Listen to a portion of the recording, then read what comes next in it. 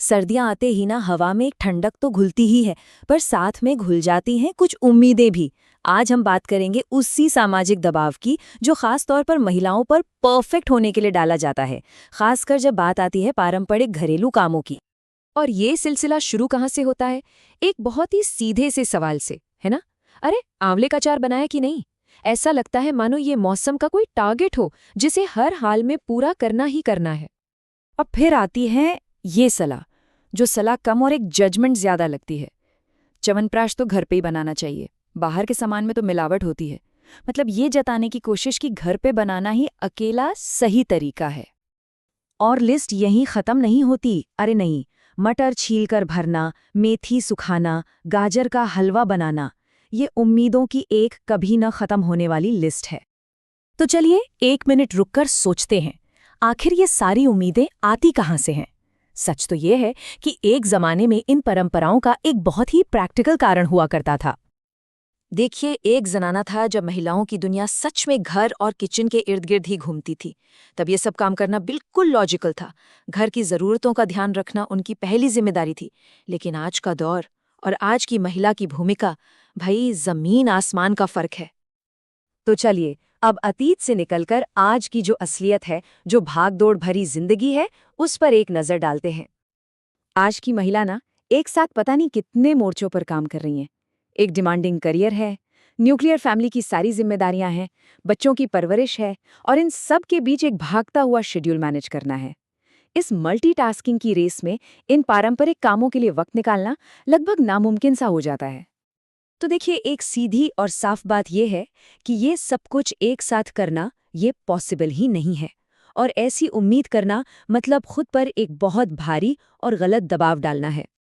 तो फिर सवाल वही है कि अगर ये इतना मुश्किल है, बल्कि इम्पॉसिबल है, तो फिर भी ये प्रेशर महसूस क्यों होता है? कहाँ से आता है ये सारा बोझ? इसका जवाब सिर्फ इन 4 शब्दों में छुपा है। एक डर, जो हमारे दिमाग में ना एक आवाज की तरह गूंजता रहता है, लोग क्या कहेंगे। और यही डर हमें एक ऐसे सांचे में फिट होने के लिए मजबूर करता है जो अब हमारे लिए बना ही नहीं है। तो अब बात करते हैं हल की, कि इस सोशली करेक्ट यानी सामाजिक रूप से सही दिखने की रेस से बाहर कैसे निकले, कैसे खुद की जरूरतों और मेंटल पीस को प्राथमिकता दें। और इसका रास्ता ना बिल्कुल सीधा है। उन 4 लोगों के डर से ऊपर उठना होगा।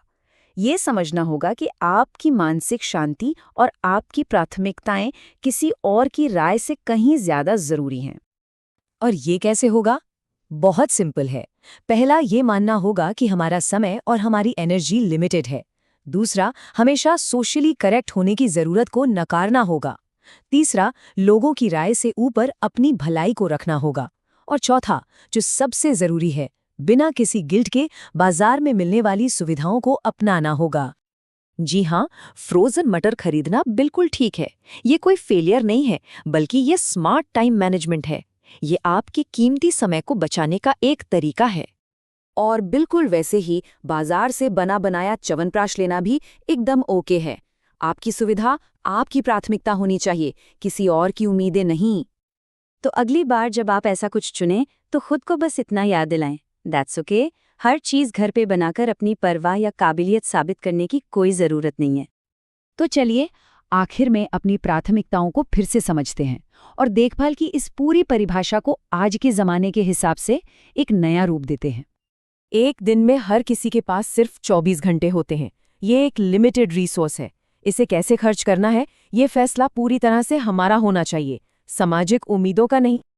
तो आज के ज़माने में ना असली देखभाल का मतलब मटर छीलना या अचार बनाना नहीं है। इसका असली मतलब है अपने समय, अपनी ऊर्जा और अपने मानसिक स्वास्थ्य को बचाना, ताकि आप उसे वहां लगा सकें जहां सच में फर्क पड़ता है, अपने काम पर, अपने परिवार पर और खुद पर।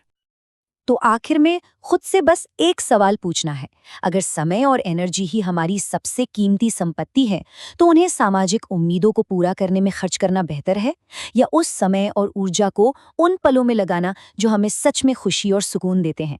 फैसला आपका है।